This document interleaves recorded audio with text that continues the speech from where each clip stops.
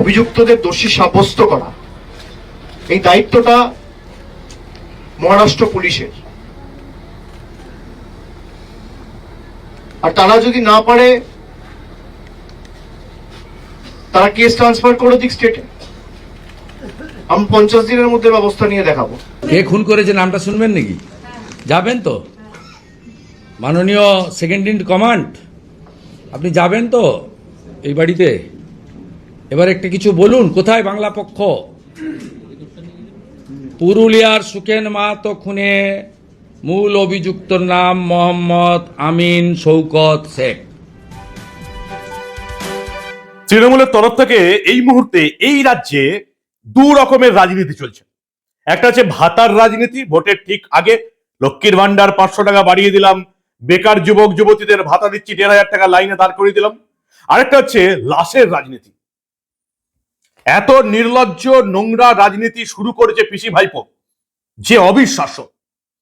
মমতা বন্দ্যোপাধ্যায়, অভিষেক বন্দ্যোপাধ্যায় এখন লাশের রাজনীতি করছেন, এবং তাকে এই দুজনকে সাহায্য করছে বাংলার মেন স্ট্রিম মিডিয়া, কিছু টিভির চ্যানেল এবং খবরের কাগজ, নবান্নের বিজ্ঞাপন পেয়ে। এবং সেই লাশের রাজনীতি করতে গিয়ে প্রতিদিন তারা ধরা পড়ে যাচ্ছেন। কিন্তু সমস্যা হচ্ছে এই যে মেন স্ট্রিম মিডিয়া গুলো, টিভির চ্যানেল এবং খবরের কাগজ, যখন তারা লাশের মিথ্যা রাজনীতি শুরু করছে তখন হুলিয়ে দেখাচ্ছে, কিন্তু সেই মিথ্যা যখন ধরা পড়ে যাচ্ছে সেগুলো আর দেখাচ্ছে না। সেগুলো ধরে দেওয়ার দায়িত্ব কাদের উপর বর্তেছে? আমাদের উপর। যে জন্য আপনারা আমাদের এই দা নিউজ বাংলা দেখেন। লাশের রাজনীতি প্রত্যেকটা ঘটনায় ধরা পড়ে যাচ্ছে, যে ঘটনাগুলোকে নিয়ে রাজনীতি করছেন মমতা বন্দ্যোপাধ্যায় এবং অভিষেক বন্দ্যোপাধ্যায়, কিন্তু তবু তাদের লজ্জা আছে।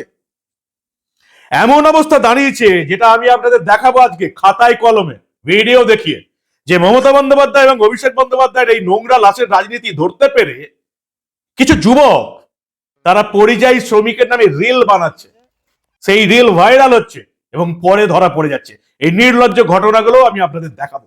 তবে প্রথম যে ঘটনা দিয়ে শুরু করবো, 1 নম্বর, ছোট করে বলবো কারণ আপনারা এটা সবাই জানেন। মুর্শিদাবাদের বেলডাঙ্গা 2 দিন ধরে আগুন জ্বললো। মমতার পুলিশ দাঁড়িয়ে দাঁড়িয়ে দেখলো। কি অভিযোগ ছিল? অভিযোগ ছিল ঝাড়খণ্ডে আলাউদ্দিন শেখ বলে একজন পরিযায়ী শ্রমিককে নাকি বাংলায় বাড়ি বলে পিটিয়ে মারা হয়েছে। 2 দিন পরেই মমতা বন্দ্যোপাধ্যায়ের বন্ধু রাজ্য, মমতা বন্দ্যোপাধ্যায়ের বন্ধু ঝাড়খণ্ডের হেমন্ত সোরেন পরিষ্কার তাদের পুলিশ জানিয়ে দিল কোনো এরকম মারধরের ঘটনা ঘটেনি, এই আলাউদ্দিন শেখ আত্মহত্যা করেছে। তার বাড়ির লোকও জানিয়ে দিল এরকম কোনো ঘটনা ঘটেনি, আত্মহত্যা করেছে। না এটা কোনো মারধরের ঘটনা বাংলা এবং বাঙালি বলে, না এটা কোনো হিন্দু মুসলিমের ঘটনা, এটা সিম্পলি আত্মহত্যার ঘটনা। মমতার পুলিশ, মমতা বন্দ্যোপাধ্যায়, অভিষেক বন্দ্যোপাধ্যায় মেনেও নিল। কেন? কারণ রাজ্যটার নাম ছিল ঝাড়খণ্ড এবং সেখানকার মুখ্যমন্ত্রী হেমন্ত সোরেন মমতা বন্দ্যোপাধ্যায়ের বন্ধু, তাই এই নিয়ে আর হইচই করেনি। ফলে এই আলাউদ্দিন শেখ যার মৃত্যু নিয়ে 2 দিন ধরে মুর্শিদাবাদে আগুন জ্বললো, পরিষ্কার পরবর্তী জানা গেল পুরোটাই মিথ্যা। স্টোরি 2, নিউজ 2, যেটা ছবি আপনারা পেছনে দেখছেন। অভিষেক বন্দ্যোপাধ্যায় চলে গেলেন পুরুলিয়াতে। পরিযায়ী শ্রমিক সুখেন মাহাতোর মৃত্যু। মহারাষ্ট্রের পুনেতে কাজ করতে গিয়ে পরিযায়ী শ্রমিক সুখেন মাহাতোর মৃত্যু হয়েছে। অভিষেক বন্দ্যোপাধ্যায় ছুটে চলে গেলেন পুরুলিয়াতে। পিসি এবং ভাইপো কেউ বাড়ি থেকে 3 কিলোমিটার দূরে আনন্দপুরে যেতে পারেননি, যেখানে 27 জন শ্রমিক পুড়ে মরেছিল। কারণ এই 27 জন শ্রমিকে ছিল হিন্দু শ্রমিক, এবং এই 27 জনই মমতা বন্দ্যোপাধ্যায় তাদেরকে ভোটার বলে মনেই করেননি। ফলে মমতা বন্দ্যোপাধ্যায় এবং অভিষেক বন্দ্যোপাধ্যায় আনন্দপুরে এই 3 কিলোমিটার দূরে এই শ্রমিকদের মৃত্যুতে যেতে পারেননি।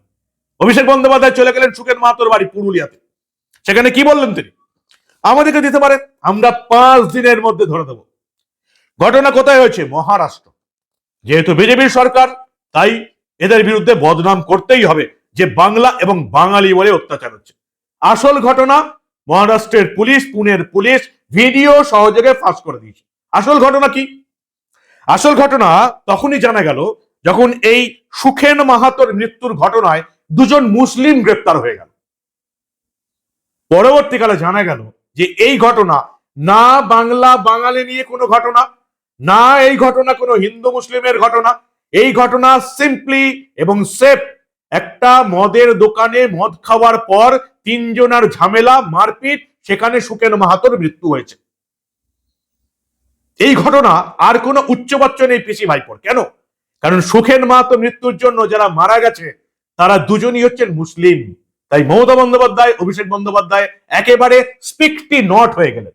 বাংলার মিডিয়াও আর এই নিয়ে একটাও কথা বলছে না। দুটো বক্তব্য দেখাবো, যেটা পেছনে শুনছেন আর একটু ভালো করে শোনাবো আপনাদের।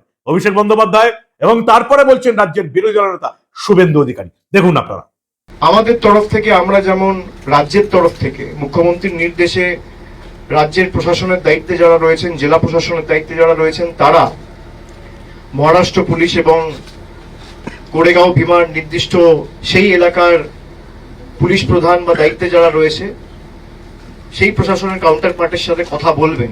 তাদের বিরুদ্ধে চার্জ ফ্রেম করা, ট্রায়াল শুরু করা এবং নির্দিষ্ট সময়সীমার মধ্যে ট্রায়াল শেষ করে অভিযুক্তদের দোষী সাব্যস্ত করা, এই দায়িত্বটা মহারাষ্ট্র পুলিশের। আর তারা যদি না পারে, তারা কেস ট্রান্সফার করে দিক স্টেটে। আমি 50 দিনের মধ্যে ব্যবস্থা নিয়ে দেখাবো। এবং যারা এর সাথে যুক্ত, জাতি, ধর্ম, দলমত নির্বিশেষে তাদের কঠোর শাস্তি আমরা দাবি করছি। কোথায় পুরুলিয়ার যে পরিযায়ী শ্রমিক কে খুন করেছে নামটা শুনবেন নাকি? যাবেন তো? মাননীয় সেকেন্ড ইন কমান্ড, আপনি যাবেন তো এই বাড়িতে? এবার একটা কিছু বলুন, কোথায় বাংলা পক্ষ? পুরুলিয়ার সুকেন মাহাতো খুনে মূল অভিযুক্তর নাম মোহাম্মদ আমিন শৌকত শেখ। মোহাম্মদ আমিন শৌকত শেখ। আমরা পিসি ভাইপোর স্টেটমেন্ট চাইছি। আমরা বাংলা পক্ষের বক্তৃতা শুনতে চাইছি। আমরা চটি চাটা যারা আছেন ভাতাজীবী, সুমন ভট্টাচ থেকে খ্যাদানো সাংবাদিক, কি নাম, রন্তিদেব, আমরা এদের বক্তব্য শুনতে চাইছি। পরিষ্কার প্রমাণ হয়ে গেছে যে এই সুকেন মাহাতোকে মারধরে গ্রেপ্তার হয়েছে দুজন মুসলিম যুবক। কিন্তু এই ঘটনা না বাংলা বাঙালি নিয়ে কোনো ঘটনা, না হিন্দু মুসলিম নিয়ে কোনো ঘটনা। এই ঘটনা সিম্পলি মদের দোকানে মদ্যপ 3 জনের মধ্যে মারপিট হয়েছে, একজন মারা গেছে। ঘটনা 2, মমতা বন্দ্যোপাধ্যায়, অভিষেক বন্দ্যোপাধ্যায়ের মুখোশটা খুলে গেল। তৃণমূল চুপ, বাংলার মিডিয়া চুপ। আরো বেশ কিছু ঘটনা ঘটল। যেমন এই বীরভূমের নলহাটির 12 নম্বর ওয়ার্ডের বাসিন্দা নইমুদ্দিন কর্মসূত্রে বাইরে থাকে 2000 সাল থেকে, 26 বছর ধরে পরিযায়ী শ্রমিক। হঠাৎ করে সে মারা গেল। তৃণমূল শুরু করে দিল বাংলা বাঙালি পরিযায়ী শ্রমিক, মুসলিমদের ভোট পেতে হবে। পরবর্তীকালে কি জানা গেল, তার বাড়ির লোক কি জানালো যে এই নইমুদ্দিন শেখের কাছ থেকে একটা সংস্থা নাকি ধার নিয়েছিল, বারবার টাকা চেয়েও পায়নি, হুমকি দেওয়া হয়েছে তাকে, এবং ফলে এই খুন করা হয়েছে এই ছেলেকে। এবং এই সংস্থার মালিকের বিরুদ্ধে অভিযোগ জানিয়েছে এই নইমুদ্দিন শেখের বাড়ির লোক। এই ঘটনাও না কোনো বাংলা বাঙালি, না কোনো হিন্দু মুসলিম, সিম্পলি খুন করা হয়েছে টাকা সংক্রান্ত বিবাদের জেরে। কি বলবেন এবার? একের পর এক মুখোশ খুলে যাচ্ছে মমতা বন্দ্যোপাধ্যায় এবং অভিষেক বন্দ্যোপাধ্যায়। এই রকমের নোংরা, নির্লজ্জ, লাশের রাজনীতি, মুসলিমদের নিয়ে রাজনীতি এই পশ্চিমবঙ্গ আগে কোনোদিন দেখেনি। এবার দেখাবো যেটা আমি আপনাদের বলেছিলাম, সবচেয়ে মজাদার ঘটনা।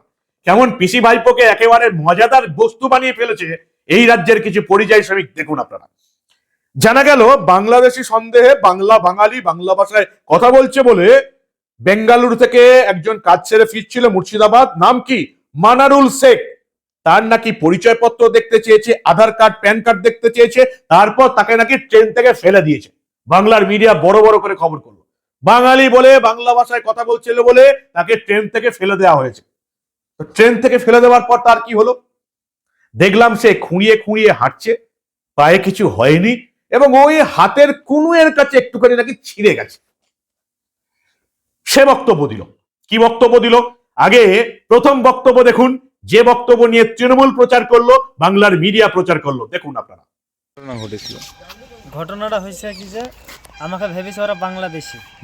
আমার প্যান কার্ডটা চাইলে প্যান কার্ডটা দেখালাম, দেখি প্যান কার্ডটা দেখানোর পরে প্যান কার্ডটা আমার হাতে দিল, প্যান কার্ড তোর ভুল তাই বলে আমাকে থেকে দিল। কোথায় থেকে যাচ্ছিলে, কোথা থেকে ফিরছিলে? ও বেঙ্গলার থেকে আসছিলাম কলকাতায়, হাওড়া যাচ্ছিলাম। দিয়ে হাওড়ায় যাওয়ার পথে এখানে ফেলে দিল স্টপেজে। মানে কি প্যান কার্ড দেখার পরে ছিল? প্যান কার্ড দেখার পরে কারা ফেলেছে চিনতে পেরেছো? চিনতে পারেনি বলেই তো এরকম প্রবলেম। লেগেছে কোথায়? বুকে, পায়ে, হাতে। ওই প্রাণী মারতে চাইছিল? পানে মারতে চাইছিল, পানে মারতে চাইছিল। আমি খ্যাপা হয়ে ঘুরে বেড়াইছিলাম। খ্যাপা হয়ে ঘুরে যাওয়ার পরে প্রশাসনের হাত পাইলাম, পেয়ে আমি স্যার দেখে লিখে আলাম। কি নাম তোমার? মানারুল। পুরো নাম? মানারুল শেখ। বাড়ি? কালীতলা, থানা মুর্শিদাবাদ, পোস্ট কালীতলা। এবার আসুন আসল ঘটনা। পুলিশ পেছনে দুটো ডান্ডার বাড়ি দেওয়াতেই আসল ঘটনা সামনে চলে এসছে। মানারুল শেখ স্বীকার করছে যে আমি জানতাম যে এই রকমের ভিডিও বানালে সেটা ভাইরাল হবে, সেটা তৃণমূল লুফে নেবে, দরকার হলে আমি একটা চাকরিও পেয়ে যেতে পারি, তাই আমি একটু অভিনয় করেছি। কেউ তাকে ট্রেন থেকে ফেলে দেয়নি। সে হাওড়া থেকে মুর্শিদাবাদ ফিরছিল, তার হঠাৎ করে মনে হয়েছে আমি যদি একটা অভিনয় করতে পারি তাহলে আমার দেখে কি আমার। খড়গপুরের জিআরপি এই মানারুল শেখে তারা স্বীকার করে নিয়েছে খড়গপুরের জিআরপির কাছ থেকে যে মোবাইলে ভিডিও ভাইরাল করার উদ্দেশ্যে এই ঘটনা সে ঘটিয়েছে। দেখুন কাট্টু মানারুল শেখ কি বলছে। কে মিথ্যে কথা বলেছিলে? কেন বললে কথাটা? ভাইরাল হওয়ার জন্য বলেছো? আচ্ছা, তো তোমার সঙ্গে এরকম কোনো ঘটনা ঘটেনি তো? তুমি সাংবাদিককে ডেকেছিলে না সাংবাদিক ওইখানে দাঁড়িয়ে ছিল? আমি দেখেছিলাম। আচ্ছা, তুমি দেখেছিলে? কোথায় দেখতে পেয়েছিল ওকে? ওইখানে ছিল সাংবাদিক? ওখানে পাঁচরে ছিল তার জন্য। আচ্ছা, তুমি মিথ্যা কথা কেন বললে? মিথ্যা কথা ভুলে হয়ে গেছে, পুলিশ ফেলেছি, ভুলে গেছে। কি কাজ করো তুমি? মিস্ত্রির কি কাজ? প্লাস্টারের। কোথায় থাকো? ব্যাঙ্গালোরে। মনোরুল নাকি অভিযোগ করেছে তাকে নাকি ট্রেন থেকে ধাক্কা মেরে ফেলে দিয়েছে। আপনাদের কি অভিযোগ করেছে মনোরুল? পুরাই ফেক ভিডিও। কিরকম ওর মাথাতে আইবার সময় একটু মেন্টাল হয়ে গেছে, মাথার ব্রেনের প্রবলেম আগে ছিল না, তবে এখন মনে হচ্ছে হয়েছে। ঘটনা দেখার পর খড়গপুরের জিআরপি এই মানারুল শেখকে তার বাড়ির লোকের হাতে তুলে দিয়েছে। বাড়ির লোকের হাতে তুলে দেওয়ার দরকার ছিল না, একে আরো কয়েকটা ডান্ডা পেটা করে জেলে পড়া উচিত ছিল। তবে এই মানারুল শেখের মতন লোকের শিক্ষা হতো, তবে পিসি ভাইপোর শিক্ষা হতো। কিন্তু বাংলার মিডিয়া চুপ কেন? এই এতগুলো ঘটনা আমি আপনাদের দেখালাম, যেগুলো একটাও বাংলা এবং বাঙালি ভাষা বলে কোনো পরিযায়ী শ্রমিককে মারা হয়নি, বা হিন্দু বা মুসলিম এই সমস্ত ঘটনা ঘটেনি। তবু তৃণমূলের তরফ থেকে, মমতা বন্দ্যোপাধ্যায়ের তরফ থেকে যে নির্লজ্জ নোংরা লাশের রাজনীতিটা শুরু হয়েছে ভোটের আগে শুধুমাত্র নিজেদের গদি বাঁচানোর জন্য, যাকে সাহায্য করছে এই বাংলার কিছু main stream media, TV channel এবং খবরের কাগজ, ঘটনাগুলো করে দিচ্ছে। কিন্তু ঘটনাগুলোর পর যখন রেজাল্ট আসছে তখন আর তাদেরকে পাত্তা পাওয়া যাচ্ছে না। কিন্তু এরকম ভাবে কি খবর চাপা যাবে? যতদিন আমরা আছি ততদিন পিসি ভাইপোর এই নোংরা রাজনীতির মুখোশ এইভাবেই খোলা হবে, কেউ আটকাতে পারবে না। না বাংলার কোনো মেইন স্ট্রিম মিডিয়া, না কোনো টিভি চ্যানেল, না কোনো খবরের কাগজ, কেউ আটকাতে পারবে না। কি বলবেন আপনারা? এই রকমের ঘটনাগুলো এখন এই বাংলায় ঘটছে। পরিযায়ী শ্রমিকের মৃত্যু হলেই সেটাকে বাংলা বাঙালি বাংলা ভাষায় কথা বলছে বলে মারা হচ্ছে, এমন একটা দেখানোর চেষ্টা চলছে। এখন অব্দি ঘটনাটা কি ঘটছে জানেন? এখন অব্দি যেগুলো হচ্ছে বিচ্ছিন্ন ঘটনা। কোথাও মদের আসরে মারপিট করে মারা যাচ্ছে, কোথাও অ্যাক্সিডেন্টে মারা যাচ্ছে, কোথাও আত্মহত্যা করছে। সবগুলোকেই পিসি ভাইপো পরিযায়ী শ্রমিকের উপর বাংলা ভাষা বলে, বাঙালি বলে, অত্যাচারের ঘটনা বলে তুলে ধরছে। কিন্তু এই ঘটনাগুলোর এফেক্ট কোথায় হচ্ছে জানেন? এই সমস্তগুলোর ঘটনা কিন্তু এই সমস্ত রাজ্য কিন্তু এফেক্ট করছে। কখনো মহারাষ্ট্র, কখনো ঝাড়খণ্ড, কখনো কেরালা, কখনো তামিলনাড়ু, কখনো হরিয়ানা। এই সব রাজ্যের মানুষও কিন্তু বুঝছে যে বাংলার মানুষ তাদের বিরুদ্ধে মিথ্যা কথা রটাচ্ছে। ফলে তৃণমূলের পিসি ভাইপো মমতা এবং অভিষেক যেটা প্রমাণ করার চেষ্টা করছে যে বিভিন্ন বিজেপি শাসিত রাজ্যে এইভাবে বাঙালিদের হেনস্থা করাচ্ছে, এবার সেটা হবে। যেভাবে তৃণমূল মিথ্যা কথা রটাচ্ছে পরিযায়ী শ্রমিকদের নিয়ে, তাতে পরিযায়ী শ্রমিকরা এবার কিন্তু ফ্যাসাদে পড়বে, তারা বিপদে পড়বে। এইরকম ভাবে মমতা বন্দ্যোপাধ্যায় এবং অভিষেক বন্দ্যোপাধ্যায়ের তরফ থেকে প্রতিদিন বাংলার মিডিয়ার সাহায্য নিয়ে যদি মিথ্যা রটানো হয়, তাহলে এবার পরিযায়ী শ্রমিকরা এতদিন সমস্যায় পড়েনি, এবার তারা সমস্যায় পড়বে বাংলা বলে, বাঙালি বলে।